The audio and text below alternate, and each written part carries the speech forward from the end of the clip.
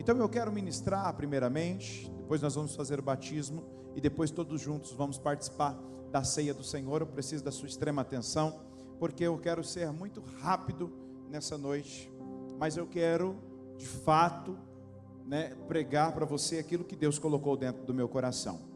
Êxodo capítulo 12, a partir do verso 1, é o texto que retrata a instituição da primeira Páscoa.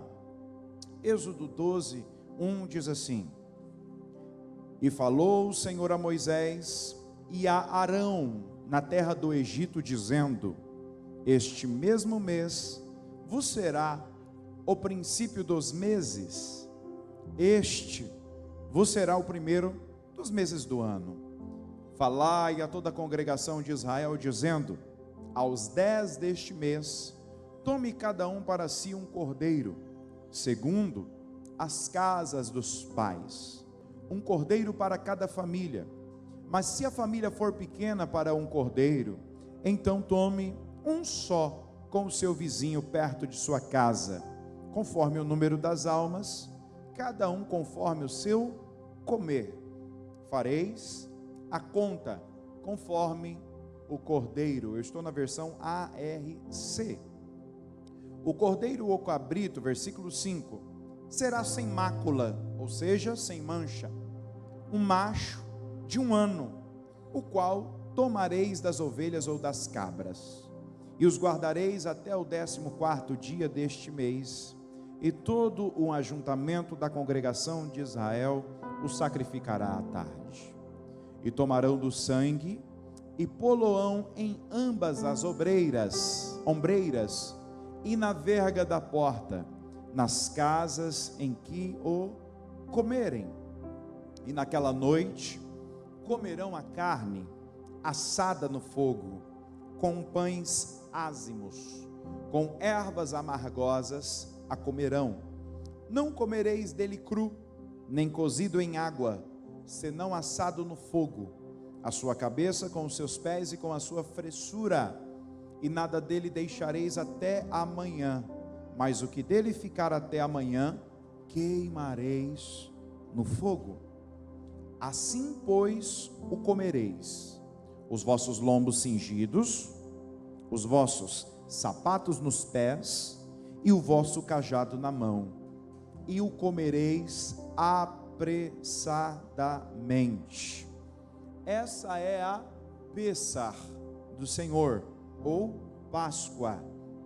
E eu passarei pela terra do Egito esta noite, e ferirei todo o primogênito na terra do Egito, desde os homens até aos animais, e todos os deuses do Egito farei juízo. Eu sou o Senhor. Você pode dar glória a Deus? Você pode dizer aleluia? Preste atenção nesse texto que eu acabo de ler. É o texto que vai retratar a instituição da primeira Páscoa. Hoje nós estamos no domingo de Páscoa. Nós comemoramos Páscoa. Só que nós crescemos em uma cultura na qual todas as pessoas, elas costumam nesta data, neste período, fazer trocas de presentes, presentear com ovos, com chocolate, porque esta é uma data que se costuma, principalmente no Ocidente, comer ovos de chocolate. Essa é uma cultura muito antiga, estabelecida, no seio da nossa sociedade, impossível de se arrancar. Por quê? Porque as fábricas, as indústrias, elas faturam milhões e milhões e milhões nesta época, porque é a época que se vende mais chocolate em todo o mundo. Só que chocolate não tem nada a ver com Páscoa. em Israel não existe o costume de comer doce na Páscoa, porque este não foi o pedido de Deus, esta não fora a ordem do Todo-Poderoso para aquele povo. A ordem era: vocês vão comer um cordeiro assado, com pães ázimos, ou seja, pães que são feitos com fermento, com farinha e água apenas farinha e água, sem fermento. E um outro acompanhamento típico é uma pasta de ervas amargosas, ervas extremamente amargas. Por quê? Porque em toda a Páscoa, presta atenção para você não perder a bênção, em toda a Páscoa, o costume estabelecido perpetuamente por Deus para o povo judeu era que eles se alimentassem disto: carne de cordeiro assada no fogo, não poderia ser frita, não poderia ser cozida, precisava ser assada no fogo, na brasa, porque existe uma representação muito simbólica nisto. E o povo deveria comer isso acompanhado de pães ázimos, pães sem fermentos e ervas amargosas, porque em Êxodo, capítulo de número 1 e versículo de número 14, a Bíblia vai dizer que o povo de Israel sofreu grande amargura enquanto eles foram escravos no Egito.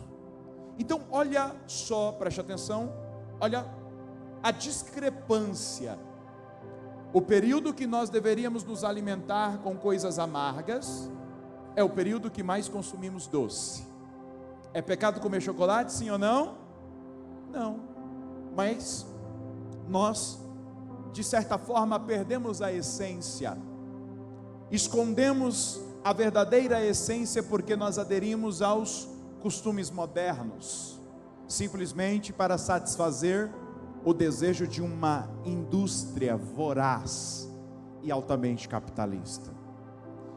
Por que o povo deveria comer essas ervas? Porque o povo deveria sempre, durante todas as gerações, se lembrar de que a vida como escravo no Egito era uma vida amarga, era uma vida aonde, na verdade, as pessoas pediam a morte, porque trabalhavam em condições sub-humanas, não podiam planejar férias, porque eram escravos. Escravo não tira férias, escravo não recebe salário, escravo não tem benefícios, escravo não tem auxílio doença, escravo não tem direito a médico, escravo não tem perspectiva de vida, escravo não tem sonho, escravo não tem plano, escravo é alguém que está nulo diante de um projeto chamado vida. Quem está comigo, diga glória a Deus. Olha a situação que esse povo vivia como escravo lá no Egito. Olha o que esse povo passou como escravo no Egito. É uma situação que Deus precisou instituir isto para que eles não se esquecessem de onde eles vieram. Quem está comigo, diga glória a Deus. Porque nós, presta atenção, porque nós costumamos esquecer dos lugares aonde nós viemos.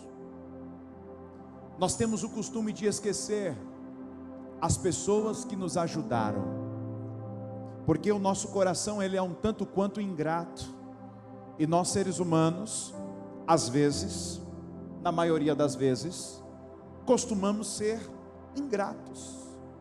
Eu me lembro muito bem de que há uns 15 anos atrás, eu trabalhava como vendedor lá na Gazin 170, no centro da cidade. Eu era vendedor naquela loja. E um dia veio um outro vendedor do Paraná, e se estabeleceu ali. Começamos a conversar e nos tornamos amigos, ao ponto dele ir para a minha casa, eu ir para a casa dele, ao ponto de dividirmos segredos, ao ponto de compartilharmos inúmeras coisas. Eu era jovem, eu não percebia a malícia no coração das pessoas, e pela primeira vez, eu me deparei com uma situação muito inusitada, uma situação aonde eu sofri pela ingratidão, porque aquele amigo pegou o meu cartão e ele comprou meu crédito ali na Gazin como vendedor, e ele usou o meu nome para comprar 2 aparelhos de celulares, um para ele e um para a sua esposa. E depois que ele comprou, ele disse que pagaria as parcelas durante o mês. Eu confiei porque era meu amigo. E sabe o que aconteceu? Um mês depois, ele pediu demissão e ele voltou para o Paraná. Eu entrei em desespero, porque os 2 celulares que ele havia comprado naquela loja eram os 2 celulares mais caros. Eu tinha família para sustentar, eu tinha meus compromissos mensais, mas eu não li aquele versículo que diz que nós jamais devemos ser fiador de alguém. Está escrito que nós não devemos ser fiador de alguém. Eu não conhecia a palavra, e eu fui e caí nessa cilada, porque depois que ele voltou para o Paraná, ele garantiu: não, amigo, eu vou pagar, todos os meses eu vou mandar o dinheiro para você pagar esses celulares. Sabe o que aconteceu? Eu cobrei, ele se ofendeu, me ofendeu, não pagou, e o meu nome sujou. Eu aprendi nesse dia uma lição, de que não importa o que nós fazemos para os seres humanos, a maioria deles são ingratos, e eles sempre vão pensar na dor deles, e nunca vão ter empatia para se colocar no nosso lugar. Neste dia eu aprendi que dinheiro tem poder de atrapalhar amizades. Favores que nós fazemos sem consultar a Deus têm poder de destruir também relacionamentos. Por quê? Porque o ser humano é ingrato por natureza e esquece facilmente das coisas que lhe são feitas. Esta foi a primeira vez que eu sofri ingratidão, e depois disso, como pastor, tanto eu quanto minha esposa já sofremos inúmeras ingratidões. Pessoas nas quais nós perdemos o sono para ajudá-las, tiramos do próprio bolso, da nossa própria mesa para ajudá-las. Pessoas que nós tiramos do nosso próprio guarda-roupa, não porque estava sobrando, mas porque nós tínhamos o desejo de ajudar. E hoje são pessoas que estão por aí inventando calúnias por causa do veneno da ingratidão que permanece em seus corações. Por causa disso, Deus instituiu a Páscoa e disse para Israel: Israel, a Páscoa é um estatuto perpétuo, ou seja, todos os anos vocês precisam celebrar isto, para vocês não se esquecerem do que foi feito a vocês lá atrás.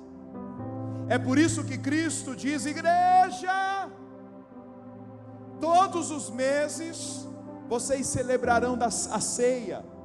Por quê? Porque vocês precisam lembrar que vocês estão vivos porque alguém morreu em seu lugar. Vocês precisam lembrar que vocês estão livres do mundo porque alguém padeceu no seu lugar. Está escrito: o salário do pecado é a morte. Então, quem aqui já pecou na vida? Quem aqui já pecou na vida? Eu sou o primeiro. Sabe o que era para ter acontecido com a gente? para estar mortos, porque o salário do pecado é simples, a lei é essa: pecou, morre. Éramos para estar mortos. Alguns de vocês que vão hoje, de fato, morrer para Cristo, nem era para estar aqui. Lembra de quantos livramentos Deus vos deu? Livramentos de acidente, livramentos nas festas, livramentos de ataques, livramentos de suicídio. Muitos de nós, eu, alguns de vocês, alguns desses outros que já desceram as águas, éramos para ter dado desgosto para a nossa família, porque a nossa família era para ter nos enterrado, mas graças a Ele, o dono da ceia, graças ao Cordeiro da Páscoa, aquele que morreu por nós, graças a Ele nós estamos aqui nessa noite. Graças a Ele nós podemos celebrar a vida. Graças a Ele nós podemos sentar na mesa com a nossa família e dizer: Baruch atah Adonai, bendito seja Deus. Graças a Deus nós temos a oportunidade de vir num culto como esse e sentir a sua presença. Graças a Deus nós podemos ser chamados filhos dele. Graças a Deus nós estamos aqui nessa noite. E às vezes somos ingratos. Às vezes deixamos o cansaço falar mais alto e não vamos para o culto adorar e agradecer a Deus. Às vezes deixamos as ofensas falarem mais alto e decidimos não ir mais na igreja porque simplesmente não gostamos dos nossos irmãos, simplesmente porque alguém não fez aquilo que a gente queria e a gente se ofende. Sabe, o apóstolo Joel publicou um vídeo nessa semana e ele dizia que o pai dele era taxista e às vezes o pai dele dava carona para ele poder ir para a escola, mas o pai dele já falava: olha, se alguém der com a mão, eu paro o táxi, você desce e o passageiro vai entrar e eu vou trabalhar. E ele diz que isso aconteceu inúmeras vezes. Muitos deram com a mão, o pai dele parou, ele desceu, continuou o trajeto de a pé, mas uma coisa que ele jamais guardou no seu coração foi estar ofendido por causa daquilo, guardar ressentimento por uma coisa que é óbvia. Se o pai dele estava trabalhando para dar o melhor para sua casa, para sustentar sua família, para prover o que ele precisava, então ele nunca se ofendeu. E ele dizendo que na liderança ele aprendeu a não se ofender por causa de algumas coisas, de algumas situações que acontecem. Mas ultimamente eu vejo um bando de gente se ofendendo por tanta coisa besta, tanta coisa mesquinha. Ai, o pastor não falou comigo, ai, a pastora não cumprimentou, ai, o pastor me viu na rua e não pegou na minha mão, ai, o fulano de tal está me olhando torto, ai, a fulana de tal está fazendo algumas coisas que me desagradam, ai, o fulano passou por mim e não disse nada. Chega!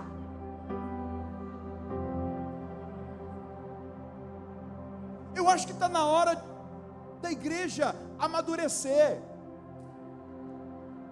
Às vezes eu e minha esposa, nós temos que pregar aqui como ser gente,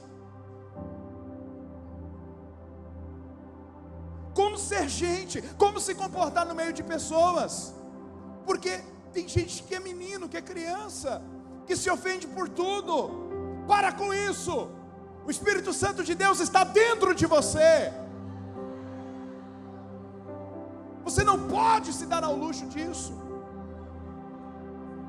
Nós não podemos agir dessa forma, não podemos pensar desse jeito, não podemos agir desse jeito. Por quê?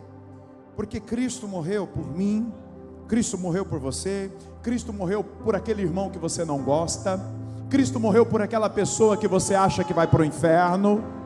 Cristo morreu por aquele irmão que te ofendeu e você não conseguiu perdoar ainda. Cristo morreu por todos nós. Isso é que é essa igreja. Nós não somos perfeitos, nós não estamos aqui em um grupo de pessoas perfeitas, mas nós estamos aqui porque o perfeito é o dono dessa igreja, e Ele está nos aperfeiçoando para nós estarmos com Ele nas posições mais altas.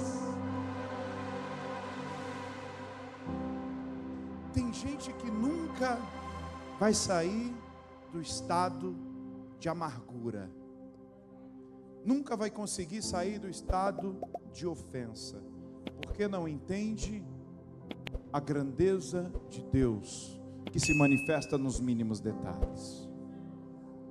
Nós precisamos entender que Deus deu ordens para nós lembrarmos de algumas coisas.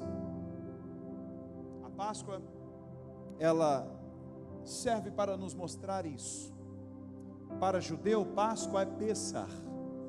Pessar significa passar por cima. Sabe o que Deus mandou o povo fazer?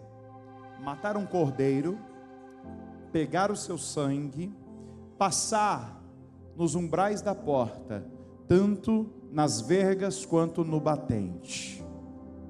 Olha para mim, olha para mim. O sangue na madeira horizontal e o sangue na madeira vertical simbolizava a salvação para toda a casa que possuía isso. Sangue na madeira é salvação. Quem está me entendendo, diga glória a Deus. Sangue na madeira simboliza salvação. Sangue na madeira simboliza redenção. O anjo do juízo passou aquela noite, e todas as casas que ele via sangue na madeira, ele não entrava. Por quê? Porque alguém já tinha morrido no lugar daquela família. O nosso cordeiro também. Ele foi julgado, colocaram sobre ele uma coroa de espinhos que pressionou o seu crânio. A dor que ele sentiu é uma dor imensurável, incalculável. Depois chicotearam ele. Só que os chicotes dos romanos não é um cinto que você pega e dá no lombo do seu filho. Não, não, não, não. O chicote dos romanos é feito de couro, e na ponta havia osso envelhecido de carneiro, e em outras pontas havia chumbo.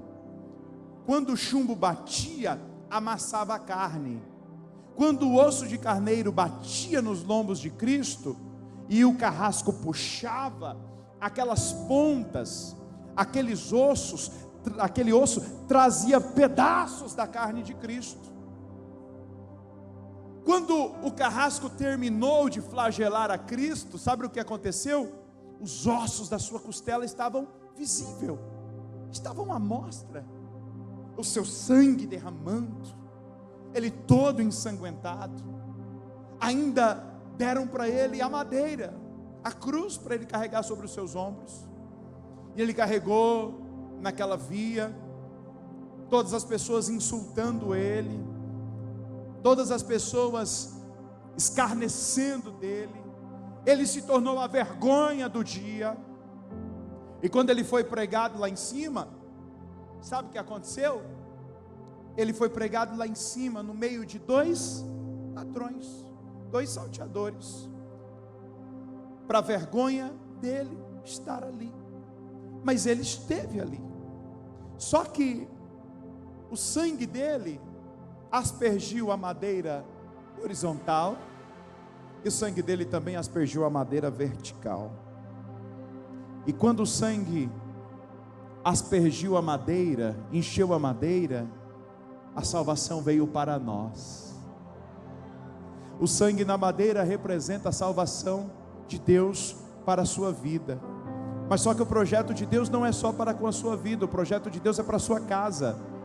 Vocês que vão morrer hoje, o projeto de Deus não é só com vocês, o projeto é com a casa de vocês, com a família de vocês. Crê no Senhor Jesus e será salvo tu e tua. Isso.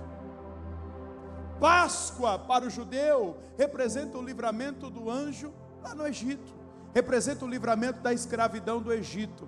Páscoa para nós cristãos representa o livramento do reino das trevas, do reino do pecado.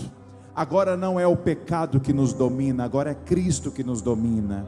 A minha vida agora não é entregue ao pecado, a minha vida é entregue a Cristo. A minha vida agora não é dada aos prazeres deste mundo, a minha vida é dada para Ele, é entregue para Ele como um sacrifício vivo, porque Ele é todo poderoso, Ele vive e reina para sempre. Ele é o único Deus na terra que está presente em todos os cultos. Se tem gente aqui em Rondonópolis adorando, Ele está aqui. Se tem gente em Cuiabá adorando, Ele está lá. Se tem gente nos Estados Unidos adorando, Ele está lá. Se tem gente na China, no Japão, na Ásia, na África adorando, Ele está lá. Sabe por quê? Porque Ele não está no túmulo.